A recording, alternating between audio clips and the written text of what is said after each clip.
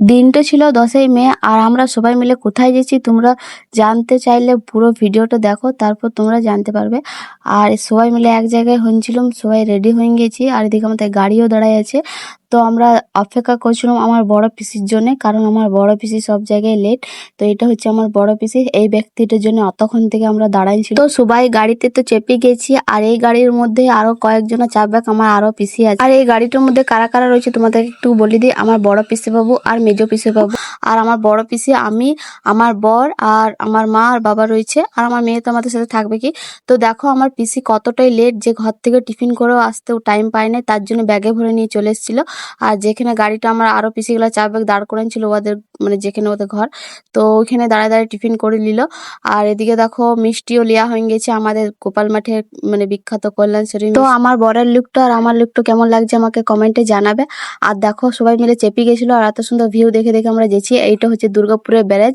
আর আমি দেখো দুর্গাপুরের মেয়ে হয়ে আজকে প্রথমবার দুর্গাপুর ব্যারেজ তো সামনে থেকে এই ফার্স্ট টাইম দেখছি। আর এই কথাটা অনেক হয়তো বিশ্বাসও করবে না, অনেকে আবার হাসবেকও। তো যাই হোক, দেখো এবারে ঢুকে গেছি বাঁকুড়া।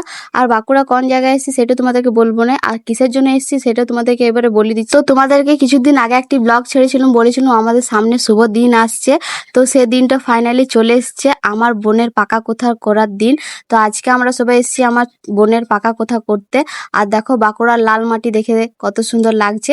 তো চলে এসেছি আমাদের গন্তব্যস্থলে। আমার বোনের হব শ্বশুর বাড়িতে চলে এসেছি। আর আমরা একটু দেরি করে ঢুকছি কারণ আমার মেয়ে বমি করে দিনছিল। আর আমার বর যেহেতু সাদা প্যান্ট পরে গেছিল, সে প্যান্টটা একদম দাগ করে দিনছে, সে কারণে বর আসতে চাইছিল না, লজ্জা পেয়েছিল। তো কোনো রকম করে এসে বাথরুমে যেয়ে পরিষ্কার করা হলো, তারপর আমরা এসেছি। আর দেখো জল খাবার এখানে সবাইকার খাওয়া হয়ে গেছে। তারপর আমরা তো জল খাবারে তো অনেক রকম মিষ্টি ঠান্ডা ছিল, তো সেই ক্লিপটা তোমাদেরকে দেখানো হয়নি কারণ আমার মনটা একটু খারাপ হয়ে গেছিল, কারণ আমার মেয়ে এত দূর রাস্তায় আসার সময় যে বমি করেছিল তার জন্য। তো আমরা এদিকে বসে গল্প করছিলাম। তো তারপরেই চলে এসেছে আমার বোনের হব শাশুড়ি মা। আর এটা ছিল অরেঞ্জ কালার শাড়ি পরে মামি শাশুড়ি মা। তো সবাইকে এক এক করে পরিচয় করানো হয়ে যাওয়ার পর আমাদেরকে খেতে বসতে দিয়েছে। তো এখানে অনেক কিছু খাবারের আয়োজন ছিল, তো সবকিছুই ভালো লেগেছে আমাদের। আর আমাদের গ্রাম পরিবেশটা ঘুরে আরো ভালো লেগে গেছে, কারণ আমার এমনিতেই গ্রাম পরিবেশ খুব ভালো লাগে। আর বেশিরভাগ মানুষেরই গ্রাম ভালো লাগে, কারণ চারিপাশে ধান, চারিপাশে গাছপালাতে ভর্তি। আর সত্যি খুব খুব ভালো লাগছিল। আর অনেকটা ফাঁকা ফাঁকা এলাকার মধ্যে মানে আমার বোনের হব শ্বশুর বাড়িটাও। আর ওইখানে শুনলাম নাকি হাতিও আসে। আর এখানে একটা ইন্টারেস্টিং কথা আছে, আমরা জামাইকেই দেখতে পাইনি আর তোমরাও দেখতে পাবে না, কারণ আমাদের যেটা জামাই হবে সে এখন বাড়িতে নেই, সে বাইরে কাজে গেছে। আর তার সাথে আমাদের আগে থেকে পরিচয় আছে, কারণ এটা আমার বোনের লাভ ম্যারেজের বিয়ে হচ্ছে।